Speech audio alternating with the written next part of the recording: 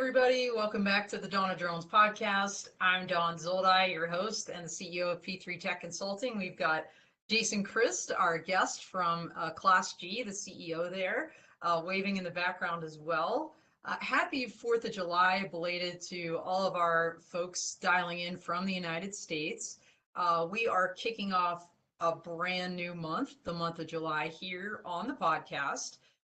So we're dedicating this entire month to the theme of innovation. And Jason and Class G are sponsoring this entire month.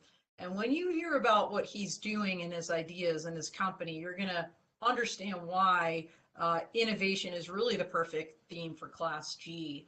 But before we get to innovation and diving deep into what Class G is doing, let's stop for a second and reflect on June. So we had an incredible month involving emerging industry leaders, and that month was sponsored by the Sonoran Desert Institute.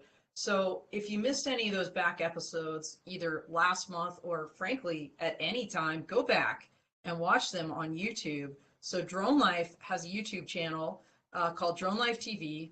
Go ahead and subscribe to that and you'll get all the notifications when we're coming up next. We had John Miner, the Dean and Managing Director of the School of Unmanned Technology for the Sonoran Desert Institute, kicking off last month. Jordan Sikoria, the CEO of Arium Analytics, a Canadian company with this ornithopter that's the Robird. I mean, when you hear some of this, you think they could fit in Innovation Month too. Asaf Mansa, the CTO of Defense Solutions, that has a cyber-based counter-drone technology. Of course, we were live from the Energy Drone and Robotics Coalition Summit with Sean Gare, the managing director. That was so cool. We also did a live stream with a whole bunch of companies from there.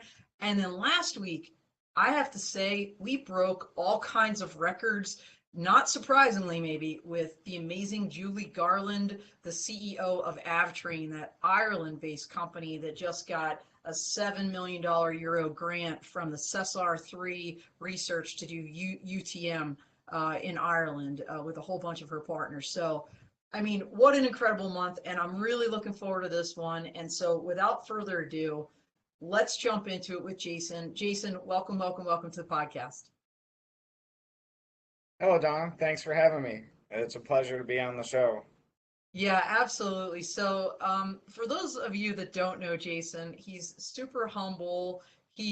Let's just call him an extreme introvert. And so just him being here is a big deal. And we're so glad that you're breaking outside of your comfort zone. By the way, Jason was also a silver sponsor for our Law Tech Connect workshop, our very first one that we held at AUVSI Exponential in Orlando, Florida in April. So he was on an incredible panel all about avigation rights. You heard it right here, folks. Avigation, the concept of aviation, air rights, who owns the airspace, and it was an incredible panel. So we're going to talk about that today. But before we get into that, Jason, why don't you just first tell us a little bit about yourself and your background? Sure. So when I was younger, I began my knowledge journey with robotics and mechanical engineering at my early teenage years. Got into a bit of trouble and joined the military to help quell that mischievousness. I did aerospace ground equipment for 4 years, and I was a mechanic that fixed all the equipment for many airframes, volunteered for OIF and OEF, and I've been in 28 countries and hope to add to that list soon. Wow. So thank you for your service. And for those who don't know, Jason was talking about Operation Enduring Freedom, and that's OEF, and Operation Iraqi Freedom. So served overseas, and man, did you just say 28 countries? I did. Holy shnikes. But you're based in Kentucky. Is that right? I am now, yes. And, your origin story for Class G is really interesting. Can you share why did you create Class G? What spurred it? So we created Class G back in 2017, but the idea came about in 2016. A neighbor of mine was flying his drone over my property, and we I didn't really like that, but my extrovert wife talked me down from shooting it down, and so we had a discussion that I wouldn't mind if he flew over my property if he was to pay me a small toll for the usage of it, and so that's how the initial idea came about.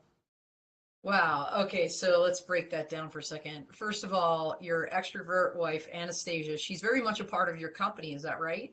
That's 100% correct. Yes, and I had the privilege of meeting her at AUVSI as well. And smart woman, because, for everybody out there, if you don't know this, and by the way, there are people that don't know this. And I just saw on one of these Facebook forums an article written by a guy that talked about the 5 or 6 ways to basically take down a drone that's bothering you. And like, other than calling the police, every single one of those ways was illegal. And so really ridiculous, use a laser and things like this. So anyway, bottom line is your wife is very smart, and I'm glad she talked you off the fence there, because it is illegal to shoot down a drone or laser a drone or any of these things under federal law. It's the Aircraft Sabotage Act. And, it sounds to me like, Jason, as you were talking, after this incident occurred literally over your backyard, that's probably, was that more of a rare event, or was this neighbor kind of continuously flying over your yard? It was an isolated event. He doesn't really fly very often, but it just happened to work out that way and then get the hamster running. And, we did some research and found out there wasn't anything. So we started that arduous pursuit. Well, and we're gonna get to that pursuit in a second, but I'll tell you something, Jason. I was just, we talked about the 4th of July in the beginning of this episode, and I'm sitting on my deck, and there was an FPV drone buzzing, first person view, buzzing all over my neighborhood across my backyard, on the 4th of July as I'm sitting on my deck. And, I think, as drone regulations button up, and beyond visual line of sight, and these deliveries are enabled, the question is, how many drones and where are they going to be? And you raise a great point that clearly, right, it bothered you, and that's called in the law the use and enjoyment of your property, and it's part of trespass law. So the hamster wheels were spinning in your brains. So what did you do, and basically what is Class G now all about? So Class G is an air traffic tolling and flight data management company. Essentially, it's an easy pass for the future drone highways. We're going to incorporate the people instead of just the highways, so to speak. Okay, so let's kind of break it down a little bit. This is, first of all, who are you? We talked about your wife, but who else are you working with on your company and on this project? Did you hire a software or app developer to kind of create this system? So it's a couple part system, but yes, we did. We hired Oracle to complete our APIs for the software portion of the system, and we're pretty pleased with how that turned out thus far. Okay, so Oracle, that's no joke. They're leaders in software and APIs. And so how would this system work? And sometimes a picture paints